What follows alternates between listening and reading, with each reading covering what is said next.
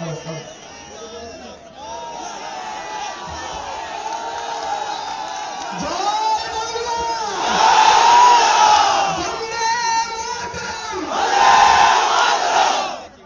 উপস্থিত মাননীয় পশ্চিম মেদিনীপুর জেলা তৃণমূল কংগ্রেসের সভাপতি অজিত দা সহ তৃণমূল যুব সভাপতি নির্মল দা সহ ছাত্র সভাপতি সৌরভ দা সহ প্রদীপ দা থেকে শুরু করে প্রত্যেক নেতৃত্ব যারা উপস্থিত আছেন আমি তাদের সবাইকে যাচ্ছি, আমি তাদের সবাইকে অনেক ধন্যবাদ অভিনন্দন জানাই। অনেকে উপস্থিত আছেন। এই মিছিল, এই ভিড়, এই উন্মাদনা একটা জিনিস প্রমাণ করে দিচ্ছে, যিনি আগের দিন ভাষণ দিয়ে বলেছেন 35-এ 35 পাবেন, উনি 3.5 কালা ফিট পার করতে পারবেন। দেখুন, আমি অনেক জুনিয়র, যিনি পাল্টি খেয়েছেন আমি তার 3 গুণের কম বয়স আমার, কিন্তু একটা জিনিস জানি, এখানে আমরা অনেকে আছি তার চেয়ে বয়সে কম, কিন্তু তিনি আমাদের চেয়ে 3 গুণ বয়সে বেশি। তিনি আমাদের রাজনৈতিক শিক্ষা দিয়েছেন, কিন্তু তিনি আমাদের শিক্ষা দিয়ে পাল্টে গেছেন। আমরা ছাত্র হয়ে পাল্টাতে পারিনি, কারণ আমরা এখানে আগের দিন আমি তার বক্তব্যের ভাষণ শুনছিলাম, তিনি একটা কথা বলে গেছেন, ভয়ানক। বলে এই লড়াই জেলার সাথে কলকাতার লড়াই। কেন? বলছে দক্ষিণ কলকাতায় তো সব মন্ত্রী পেয়ে গেছে, জেলায় নাকি মন্ত্রিত্ব পায়নি। তা শুভেন্দু বাবু, আপনি তো নন্দীগ্রাম বিধানসভা থেকে জিতেছিলেন, আপনার তো 3খানা মন্ত্রিত্ব ছিল। এত যদি জেলার বিধায়কদের প্রতি প্রেম, একটা রেখে দুটো কেন বাকিদের ফিরিয়ে দিলেন না? কেন ফিরিয়ে দিলেন না? চোখের মায়া হয়নি জেলার এমএলএরা মন্ত্রী হয় না, এখন মায়া হয়েছে বিজেপিতে যাওয়ার পর, তাই না? কাল পাচুচ্ছে অমিত শাহ নিচে মাথা নিচু করে লুটিয়ে পড়েছে। ভাবতে পারেন যে মেদিনীপুর স্বাধীনতা আন্দোলনে দেশকে দিশা দেখিয়েছিল, যে মেদিনীপুর থেকে শুরু করে বাংলা আন্দোলন করেছিল বলে আজকে 2 গুজরাটি ভাই নরেন্দ্র মোদী অমিত শাহ দেশের শাসন ভোগ করছে, সেই গুজরাটি ভাই যাদের রাজ্য গুজরাট থেকে একজনও স্বাধীনতা সংগ্রাম আসেনি, সেই গুজরাটি ভাইয়ের পায় মেদিনীপুরের স্বাধীনতা আন্দোলনের মাটির একজন মানুষ যখন মাথা নিচু করে মেদিনীপুর তাকে প্রত্যাখ্যান করে, মেদিনীপুর তাকে গ্রহণ করে না, মেদিনীপুর তাকে অ্যাকসেপ্ট করে না। আজকে তৃণমূল করতে নাকি তার লজ্জা হচ্ছে, বলে আমার লজ্জা, আমি 21 বছর তৃণমূল করেছি। শুভেন্দু বাবু, আপনার বাড়িতে আপনার বাবা এখনো তৃণমূল করে, আপনার 2 ভাই তৃণমূল করে। আমার বিশ্বাস আপনার এই শান্তিকুঞ্জের বাড়িতে আপনি একা বিজেপি, সবাই তৃণমূল, তো আপনার কি লজ্জা আপনার বাড়িতে থাকতে করছে না? বাড়িতে থাকতে লজ্জা করছে না? এই তৃণমূলের থেকে সমস্ত মন্ত্রিত্ব নিয়ে, সরকারের থেকে সমস্ত সুযোগ সুবিধা ভোগ করে আজকে তৃণমূলে থাকতে লজ্জা?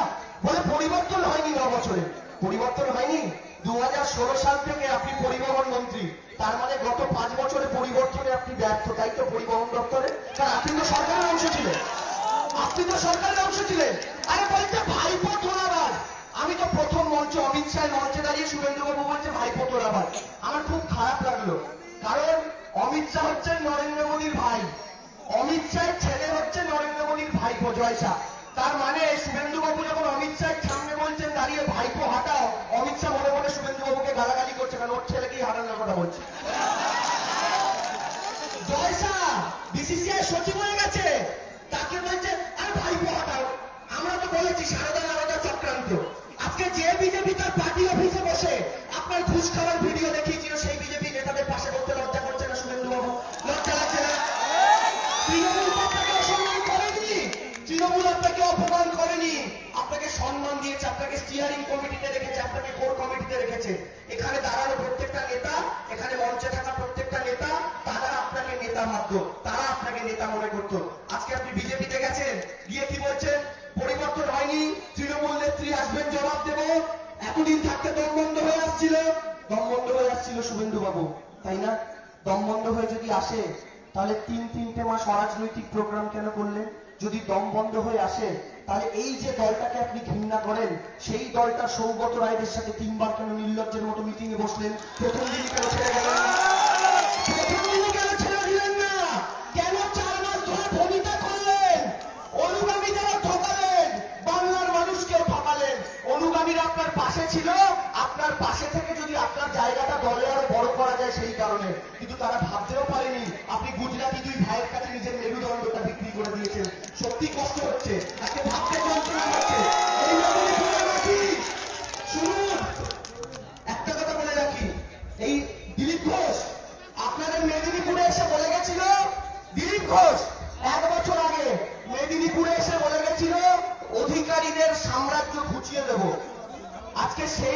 অধিকারী সাম্রাজ্যের যুব নেতা, তিনি আজকে যিনি অধিকারী সাম্রাজ্য গোটানোর কথা বলেছিলেন, তিনি নিজেকে গুটিয়ে নিয়ে তার পায়ে অঞ্জলি দিয়ে দিয়েছেন।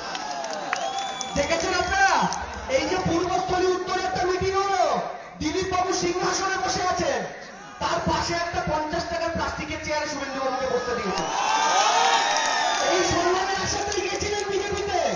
হ্যাঁ, তৃণমূল কংগ্রেসে এলে অন্তত মন্ত্রীর চেয়ারটায় বসে থাকতেন, দিলীপ ঘোষ বাবুর জুতোর কাছে বসে থাকতে হতো না শুভেন্দু বাবু, দিলীপ ঘোষ বাবুর পায়ের কাছে বসে থাকতে হতো না। আজকে আমাদের কষ্ট হচ্ছে ভেবে, আপনাকে আমরা নেতা মানতাম, আপনি বলছেন না তৃণমূলে থেকে আপনার লজ্জা। আজকে এখানে প্রত্যেকটা মানুষ লজ্জিত যে আপনার নামে একবারও জিন্দাবাদ স্লোগান দিয়েছে।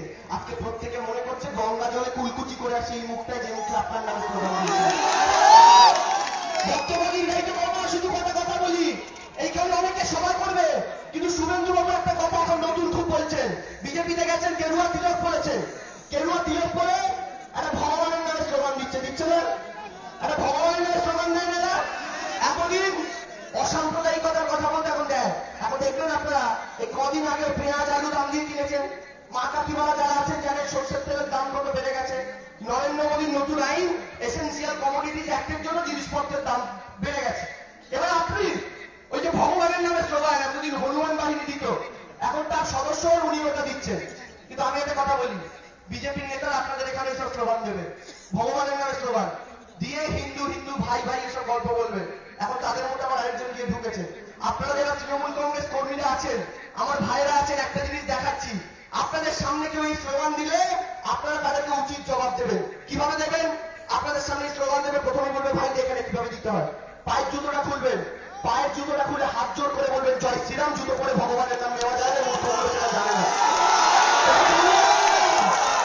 এরা জুতো পরে জয় শ্রীরাম বলে, আর ছোটবেলায় আমার আগের দিন শুভেন্দু বাবু পায়ে জুতো দিয়ে বলতে জয় শ্রীরাম। আমার ঠাকুমা আমার ছোটবেলায় শিখিয়েছিল, মন্দিরে উঠতে গেলে সিঁড়িতে প্রণাম করে উঠতে হয়, বাসি কাপড়ে ভগবানের নাম নেওয়া যায় না, মাছ মাংস খেয়ে ভগবানের নাম নেওয়া যায় না।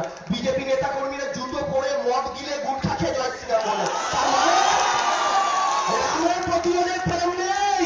ওরা রামচন্দ্রকে ইভিএম মেশিনে পদ্ম ফুল চাষ করতে কাজে লাগাতে চায়, আর সেই পদ্ম ফুলের বাগানে মমতা ব্যানার্জি এমন সার দিয়েছে ওখানে পদ্ম জীবনে ফুটবে না। দাদা চিন্তা করবেন না।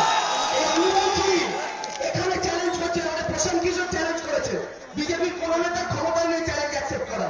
আমি আজকে আপনাদের এই মাটিতে দাঁড়িয়ে চ্যালেঞ্জ করছি, পরের দিন বিজেপি নেতারা আসবেন, এখানে যে সাধারণ মানুষেরা আছেন তারা একটু চিৎকার করে বলবেন চ্যালেঞ্জটা অ্যাকসেপ্ট করবে। বাচ্চা ছেলে, একটা 25 বছরের ছেলে চ্যালেঞ্জ করে গেছে। কি যদি বিজেপি, ওরা বলছে 200 আসন পাবে, বাদ দিন, বিজেপি যদি 100 আসন পায়, 199 ক্রস করে, আমরা যারা এখানে আছি প্রত্যেকে আবার মিছিল করবো একটা, কিন্তু দু হাতে কান ধরে মিছিল করবো।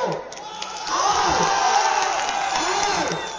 বিজেপি যদি 200 সিটের 1 সিট কম পায়, শুভেন্দু বাবু থেকে দিলীপ ঘোষ একে অপরের কান ধরে স্টেজে দাঁড়িয়ে মিছিল করবে। দাঁড়িয়ে আছে, কোনো চ্যালেঞ্জ দিচ্ছি না।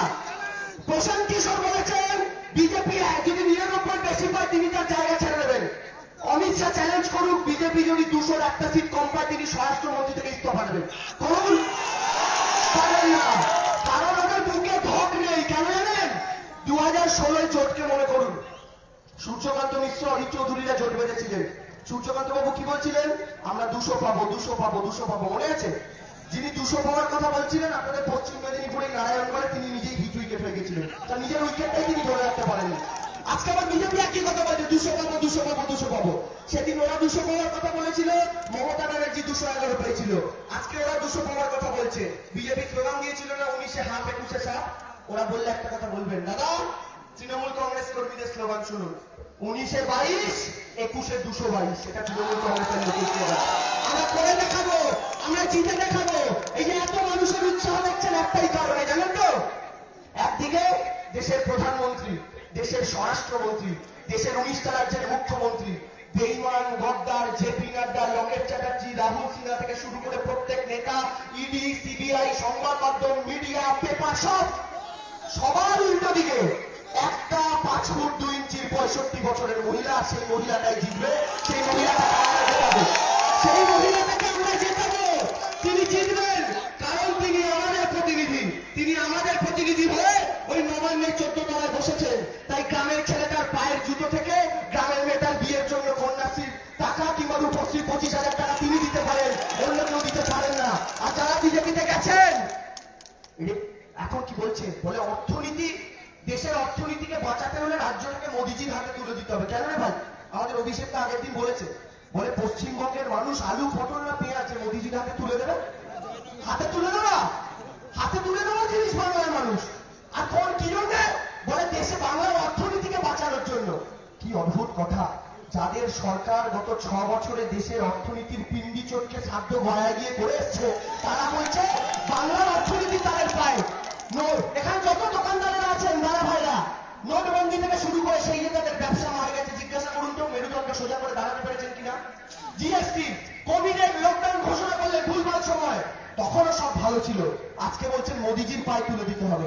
খুব ভালো কথা, আমরা এই চ্যালেঞ্জটা গ্রহণ করেছি দাদা। আপনার মিছিলে টাকা দিয়ে, পয়সা দিয়ে, চপ মুড়ি বেগুনির লোক দেখিয়ে বাইরে থেকে, অন্যান্য জেলা থেকে, আসানসোল থেকে, রানীগঞ্জ থেকে লোক আনতে হয়। অজিত বাবুরা যেটা বলছিলেন, শুধু দাঁতনের সভাতেই এই ভিড় হয়। এটা তৃণমূল কংগ্রেস আর বিজেপির মধ্যে তফাৎ। অমিত শাহ বোলপুরে র্যালি করে গেছিলেন, গোটা রাজ্য থেকে লোক নিয়ে গেছেন। আর আপনারা দেখতে পাবেন মমতা ব্যানার্জি র্যালি করবেন, কালকে মমতা ব্যানার্জি র্যালি করবেন। ওই র্যালিতে দেখবেন শুধু বোলপুরের লোকেরই কি পরিমাণ ভিড় হয়। এখন সমস্যাটা কি জানেন তো, আমাদের নিজেদের পার্টির মধ্যে তো সমীক্ষা হয়, আমাদের পার্টির নিজস্ব সমীক্ষা হয়, বিজেপির পার্টিরও নিজস্ব সমীক্ষা হয়। বিভিন্ন টিভি চ্যানেলে বিতর্কে যাই বিজেপির নেতাদের সাথে, একই লিফটে করে তাদের সাথে নিচে নামি, নামতে নামতে তারা একটাই কথা বলে, জানেন তো? বলে ভাই টিভিতে যা বিতর্ক করতে হয়তো করি, কিন্তু আড়ালে তোমাকে বলি ভাই, তোমাদের থেকে আমরা একটা জায়গাতেই পিছিয়ে আছি জানো। আমি বলি কোন জায়গা? বলে তোমাদের কাছে একটা মমতা ব্যানার্জি আছে, যেটা আমাদের কারোর কাছে নেই। তোমাদের কাছে মমতা ব্যানার্জি আছে, যেটা আমাদের কাছে নেই। ভাবুন না, ভারতবর্ষের একমাত্র মহিলা মুখ্যমন্ত্রী, তাকে হারানোর জন্য সবাই কেউ বেঁধেছে। একটা মহিলাকে দিয়ে এত নিয়েছে কোন অবস্থা? হ্যাঁ, একটা মহিলা, এইটুকুনি তার উচ্চতা, ওই তো হাওয়াই চপ্পল পরেন, তাকে নিয়ে এত সমস্যা। কোন দিলীপ ঘোষের পায়ের কাছে গিয়ে পড়েছেন, যে দিলীপ ঘোষ বলেন গরুর দুধে সোনা। এখন তো আমাদের শুভেন্দু বাবু বিশ্বাস করেন গরুর দুধে সোনা আছে। কদিন আগে অব্দি শুভেন্দু বাবু বিশ্বাস করতেন না গরুর দুধে সোনা আছে, আজকে তাকে বিশ্বাস করতেই হবে। দিলীপ ঘোষ যখন বলেন গরুর দুধে সোনা আছে, তিনি বলেন শুধু গরুর দুধে না, হরিণের দুধেও সোনা আছে। বিশ্বাস করতে হবে, কারণ সেই দলে গেলে নিজের মেরুদণ্ড থেকে শুরু করে সবকিছু বিক্রি বার্তা করে দিয়ে বেরোতে হয়। কিন্তু আপনারা বলুন, আপনারা দিদির সাথে আছেন তো? লড়াই করবেন তো? ওরা কিন্তু পয়সা দেবে, ভোটের আগে নেবে না, না বলবেন না। ও শুনুন, ওটা আপনারই ঘাড়ে উসুল করা টাকা নেবে, নিয়ে ওটা দিয়ে মাংস ভাত খাবেন, মাকে একটা শীতের কম্বল কিনে দেবেন। কিন্তু ভোটের মেশিনে গিয়ে ওদেরকে হাসতে হাসতে বলবেন, হ্যাঁ দাদা পদ্ম ফুলই টিপছি, ভোরে জোড়া ফুলটা টিপে দিয়ে চলে আসবেন। বেইমানি, বেইমানি পয়সাদের সাথে বেইমানি করতে হবে। কারণ জানবে আপনার ব্যাংকের থেকে টাকা কেটে, আপনার ফিক্সড ডিপোজিট থেকে সুদ কমিয়ে আপনার সর্বনাশ ডেলি ওরা করেছে। তাই এবার আপনাকে দায়িত্ব নিতে হবে ওদের সর্বনাশটা করার। ওদের দলে যে যাবে, মায়া ত্যাগ করুন, মমতা ত্যাগ করুন, ওদের সঙ্গে যারা হাত মেলাবে তারা বাংলার শত্রু, এটা ভালো মতো জানবেন। কারণ ওরা ক্ষমতা এলে এনআরসি করবে, আর যখন এনআরসি করবে এই শুভেন্দু বাবু, দিলীপ বাবু, মুকুল বাবুদেরও কিন্তু ডিটেনশন ক্যাম্পে পাঠাবে, এই গুজরাটি দুটো ভাই।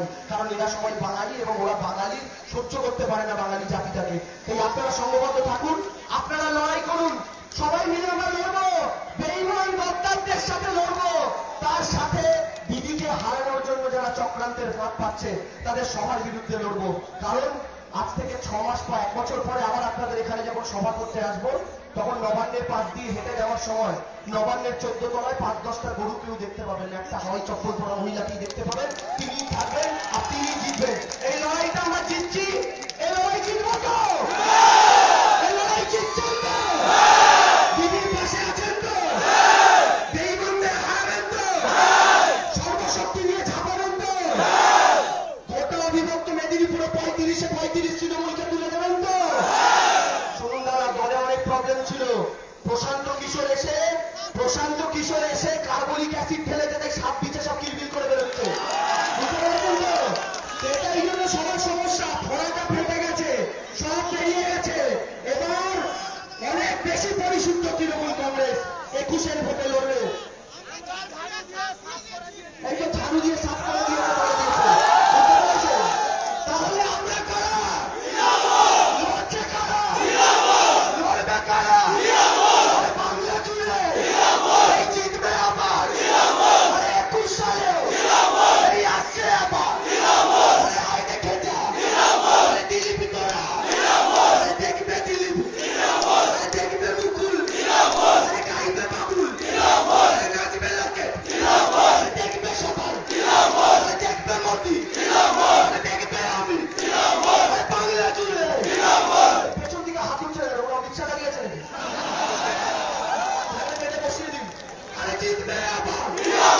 বাংলা জুড়ে দিদির সাথে আমরা সবাই গ্রামে গ্রামে শহর জুড়ে তোমার পাশে আমার পাশে এই কাকিমা ওই দাদাটা দিদি আমি কন্যাশ্রী সবুজ সাথী স্বাস্থ্য সাথী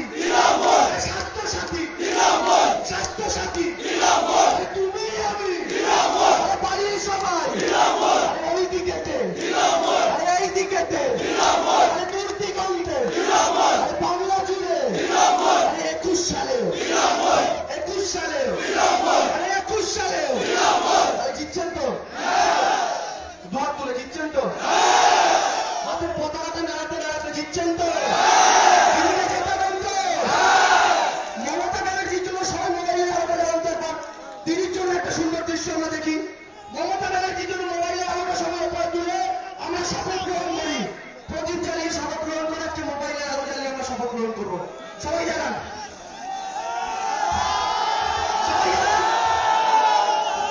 সবাই জানান এই হাজার প্রদীপের শিখরে শপথ করছি আমরা তোমার শান্ত ছেলে তুমি শত্রু অস্ত্র হাতে ধরতে জানি তোমার ভয় নেই না আমরা প্রতিবাদ করতে জানি তাহলে তিনি জিতছে তো আমরা জিতছি তো বেঈমানরা হারছে তো মমতা ব্যানার্জি মমতা ব্যানার্জি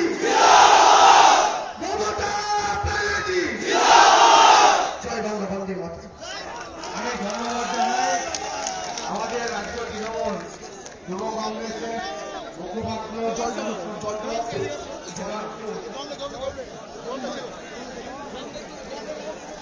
দেবাংশু ভট্টাচার্যকে মূল্যবান বক্তব্য